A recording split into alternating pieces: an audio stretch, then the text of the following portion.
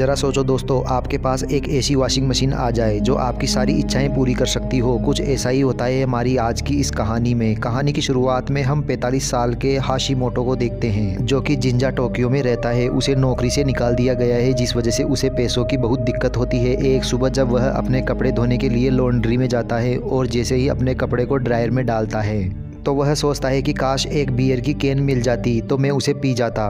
तभी ड्रायर में से बहुत तेज कुछ गिरने की आवाज़ आती है और जैसे ही वह देखता है तो वहाँ पर एक बियर की कैन पड़ी होती है। अब शुरू में तो हाशिमोटो को लगता है कि कोई इस बियर की कैन को गलती से यहाँ पर छोड़ गया, लेकिन वह यह देखकर शॉक हो जाता है कि बियर तो ठंडी है। इसी दौरान वहाँ पर एक बूढ़ा आदमी आता है जो हाशिमोटो से कहता है कि यह ड्रायर सबकी इच्छा पूरी करता है। हाशिमोटो को लगता है कि शायद यह बूढ़ा पागल हो गया है, इसलिए वह उसकी बातों को इग्नोर कर देता है, लेकिन वह बूढ़ा आदमी उसे कहता है कि वह सच कह रहा है। फिर जब वह आदमी चला जाता है तो हाशिमोटो बियर का कैन पीता है और कपड़े सूखने का इंतजार करने लगता है। इसी दौरान एक लड़की उस लॉन्ड्री में आती है और अपने कपड़े ड्रायर में डालती है। यहाँ हम देखते हैं कि हाशिमोटो की कभी भी किसी लड़की से बात करने की हिम्मत नहीं थी, जिस वजह से वह पूरी ज़िंदगी में अकेला ही रहता था। वह अपनी सीट से थोड़ा खिसकता है और उस लड़की को बैठने की जगह देता है। वह लड़की उसके पास बैठती है और उससे बात करना शुरू करती है। उस लड़की ने उसे उस लॉन्ड्री में बहुत बार देखा था और वह उसे पसंद करने लगी थी, लेकिन हाशिमोटो को इन सब के बारे में कुछ भी पता नहीं होता। वह उस खाली कैन को डस्टबिन में डालता है पर वह नीचे गिर जाती है। फिर जब वह उस कैन को उठाने जाता है तभी वह लड़की रोने लग जाती है। यह देखकर हाशिमोटो उससे रोने की वजह पूछता है तो वह लड़की कहती है कि उसने 40 कंपनियों में इंटरव्यू दिया था, लेकिन वह किसी में भी सिलेक्ट नहीं हुई। फिर हाशिमोटो उसे अच्छा फील करवाने के लिए कहता है कि उसकी भी नौकरी जा चुकी है। फिर वह उसे कहता है कि तुम इतनी कंपनी में इंटरव्यू दे चुकी हो तो तुम्हारे पास तो काफ़ी एक्सपीरियंस आ चुका है। अब यह सुनकर वह लड़की अपनी सिचुएशन को अलग तरह से देखने लगती है। फिर वह लड़की हाशिमोटो को थैंक यू बोलती है क्योंकि उसने उससे बहुत अच्छे से बात करी थी, इसके बावजूद भी कि वह एक अनजान लड़की है। इसके बाद हाशिमोटो अपने कपड़े ड्रायर से निकालता है और उसे बाय कहता है। फिर जब वह जाने लगता है तो वह लड़की उसे अपना नाम कोंडो बताती है, जिसके बाद वह घर चला जाता है। फिर रात में उसे उसकी माँ का कॉल आता है, जहाँ उसकी माँ उसे कहती है कि उसके पापा हॉस्पिटल में हैं, जिस वजह से उन्हें 1800 येन चाहिए। अब हाशिमोटो के पास ना तो कोई पैसे थे और ना ही कोई सेविंग्स थी, लेकिन इसके बाद भी वह उन्हें पैसे देने के लिए प्रॉमिस कर देता है। फिर अगली सुबह वह फिर से उस लॉन्ड्री में जाता है। उसे यह तो पता था कि वह बूढ़ा आदमी उसके साथ मजाक कर रहा था, लेकिन वह फिर भी एक बार चेक करता है कि यह सच में कोई जादुई मशीन है या नहीं। वह ड्रायर के सामने खड़ा होता है और उससे पैसे मांगता है। फिर कुछ देर तक इंतजार करने के बाद उसे एहसास होता है कि यह कितना बकवास आइडिया था और वह वहाँ से जाने लगता है।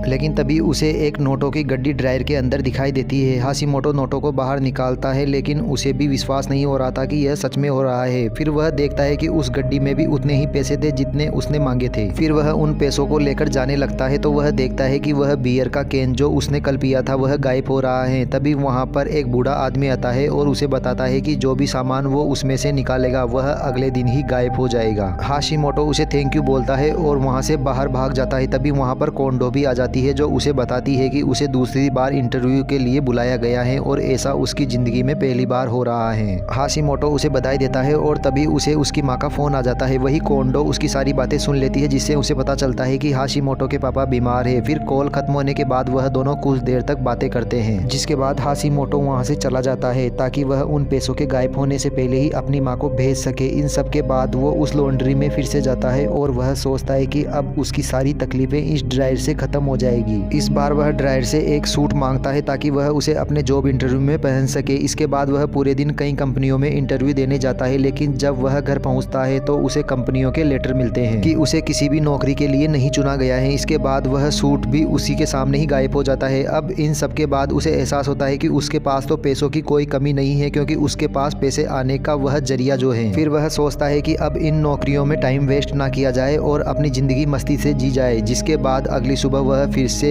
लॉन्ड्री में जाता है और चारों तरफ देखने लगता है कि कोई उसके आसपास तो नहीं है। फिर वह उस ड्रायर से एक सुंदर और स्मार्ट लड़की मांगता है और साथ ही वह उसे यह भी कहता है कि वह लड़की एक मॉडल जैसी होनी चाहिए, जिसको देखकर सभी मुझसे जलने लगे। तभी उसी तरह की एक खूबसूरत मॉडल ड्रायर से बाहर आती है और उसे देखकर वह बहुत खुश हो जाता है। फिर वह उस लड़की के पास जाकर उसे अपने घर चलने के लिए कहता है, लेकिन तभी वह लड़की उसे थप्पड़ मारती है क्योंकि वह पहली ही मुलाकात में कुछ ज़्यादा ही चिपकने लगा था, जिसके बाद वह लड़की वहाँ से चली जाती है। अब यह देखकर वह चौंक जाता है और अपनी गलती से सीखने के बाद वह एक और सुंदर सी लड़की मांगता है जो उसे बहुत प्यार करे। फिर वह जैसे ही अपनी विश मांगता है तो एक सुंदर सी लड़की उस ड्रायर से बाहर आती है और वह हाशिमोटो के साथ घूमने के लिए भी हाँ बोल देती है। अब यह देखकर हाशिमोटो खुशी से पागल हो जाता है, जिसके बाद वह उसे अपने साथ शॉपिंग कराने लेकर जाता है। वह ड्रायर से मांगे हुए पैसों से उसके लिए वह हर चीज़ें खरीदता है जो भी वह चाहती थी। फिर हम देखते हैं कि जो भी इंसान उस ड्रायर से निकलता है तो उसे पता नहीं होता कि वह कहाँ से आया है और उसे यही लगता है कि वह एक असली इंसान है। फिर शाम होते ही हाशिमोटो उस लड़की को अपने घर ले जाता है। वह उसके करीब जाने से डर रहा होता है, लेकिन फिर भी वह डिसाइड करता है कि वह पूरी रात उससे बातें करेगा। तभी हाशिमोटो की हथेली देखकर वह लड़की कहने लगती है कि उसकी ज़िंदगी काफ़ी छोटी है, जिसको सुनते ही वह अपना हाथ हटा लेता है और उसकी बातों को इग्नोर कर देता है। फिर जब सुबह होती है तो वो उसे हिम्मत करके किस करने की कोशिश करता है, लेकिन इससे पहले कि वह उसे किस कर पाता वह लड़की गायब हो जाती है और सिर्फ उसके कपड़े और गहने ही वहाँ पर रह जाते हैं जो कि हाशिमोटो ने उस लड़की के लिए खरीदे थे। हाशिमोटो को उस लड़की से लगभग प्यार हो चुका था, लेकिन वह इस बात से दुखी नहीं होता क्योंकि उसके पास तो कई सारी लड़कियां लाने का ऑप्शन रहता है। फिर अगले दिन से वह हर रोज एक नई लड़की मांगने लगता है और उसमें से हर लड़की अलग अलग नेचर की निकलती है। वह उनको घुमाने लेकर जाता है और उन्हें महंगे महंगे कपड़े खरीद कर देता है। अब वह अपनी ज़िंदगी काफ़ी मज़े से जी रहा था। फिर एक दिन जब वो एक लड़की के साथ घूम रहा था तभी वहाँ पर कोंडो उसे देख लेती है। अब उनको साथ देखकर कोंडो को जलन होती है और वह उन दोनों का पीछा गहनों की दुकान तक करती है। अब यह देखकर वह हैरान हो जाती है कि हाशिमोटो ने उस लड़की को एक बहुत ही महंगी अंगूठी दी थी और कोंडो यह देखकर गुस्सा हो जाती है। इसके साथ उसे यह भी समझ नहीं आता कि इतने सारे पैसे उसके पास कहाँ से आ रहे हैं, वह भी इतने कम टाइम में। इसके बाद जब वह फिर से लॉन्ड्री में जाता है तो वहाँ उसे कोंडो मिलती है और उससे पैसों के बारे में पूछने लगती है। इसके जवाब में हाशिमोटो कहता है कि उसकी एक लॉटरी लगी थी। साथ ही वह उसे यह भी बताता है कि वह उस लड़की के साथ रिलेशनशिप में है। अब कोंडो को लगने लगा था कि वह लड़की उसे बर्बाद कर देगी क्योंकि वह उसे सिर्फ पैसों के लिए इस्तेमाल कर रही है। कोंडो उसे समझाने की कोशिश करती है, लेकिन हाशिमोटो उसकी कोई बात नहीं सुनता और वहाँ से चला जाता है। इसके बाद वह फिर से उस लड़की के साथ घूमने जाता है और उसे रेस्टोरेंट की छत पर ले जाकर एक महंगी सी अंगूठी पहनाता है और कहता है कि वह उसे बहुत प्यार करता है। लेकिन कुछ देर बाद वह लड़की भी गायब हो जाती है और सिर्फ उसकी अंगूठी ही रह जाती है, जिसके बाद हमेशा की तरह हाशिमोटो वह अंगूठी उठाकर रख लेता है। अब क्योंकि वह हमेशा ही एक मासूम लड़की मांगता था तो इस बार वह सोचता है कि क्यों ना मैं एक तेज़ लड़की मांगूँ। अब उसके विश मांगते ही एक लड़की उस मशीन से बाहर आती है और फिर वह जैसे ही उसे प्यार करने लगती है तभी वहाँ पर कोंडो आ जाती है और उन पर नज़र रखने लगती है। वह देखती है कि हाशिमोटो उसे बहुत सारी अंगूठियाँ दे रहा है जो अभी तक उसने इकट्ठा की हुई थी।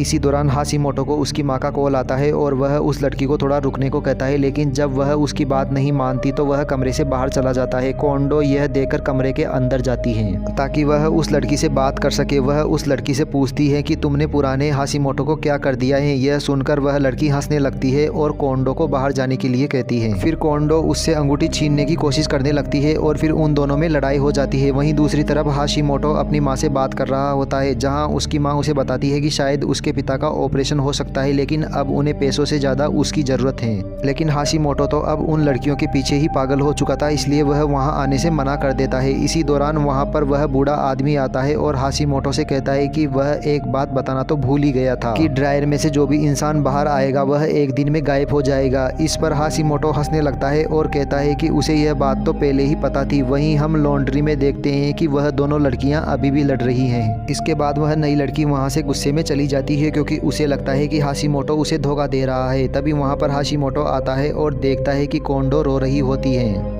तभी कोंडो यह विश मांगती है कि जिस हाशिमोटो से वह पहले दिन मिली थी वह वापस आ जाए। अब उसके यह विश मांगते ही हाशिमोटो उस ड्रायर के अंदर चला जाता है और जब वह बाहर आता है तो उसके कपड़े बदल जाते हैं। उसने वही कपड़े पहने होते हैं जो उसने उस दिन पहले पहने थे जब वह पहली बार कोंडो से मिला था। अब हाशिमोटो समझ जाता है कि ड्रायर ने कोंडो की यह इच्छा पूरी कर दी है और अब क्योंकि वह उस ड्रायर से बाहर आया है तो उसके पास जीने के लिए सिर्फ एक ही दिन बचा है। वहीं टीवी पर दूसरी तरफ यह खबर आ रही होती है कि हजारों नोट ज्वेलरी शॉप से रातों रात गायब हो चुके हैं। अब यह देखते ही हाशिमोटो जमीन पर गिर जाता है और वहीं कोंडो हाशिमोटो को देखकर कुछ समझ नहीं पाती कि यह क्या हो रहा है, और इसी रहस्य के साथ यह कहानी यहीं खत्म हो जाती है। दोस्तों, यह मूवी आपको कैसी लगी? अगर वीडियो पसंद आई हो तो चैनल को सब्सक्राइब कर दीजिए और वीडियो को लाइक कर दीजिए। मिलते हैं अगली मूवी के साथ, तब तक बने रहिए हमारे साथ हमारे चैनल पर।